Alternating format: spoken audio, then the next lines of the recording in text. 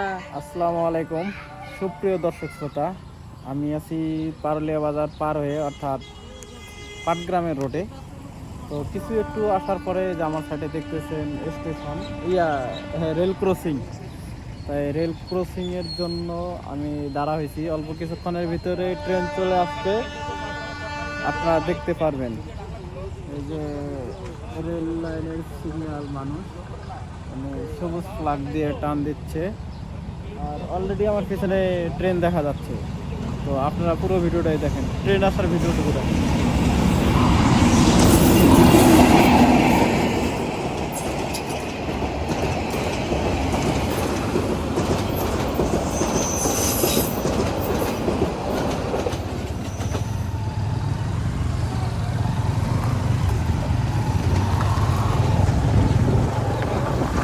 Already ট্রেনটা চলে গেল।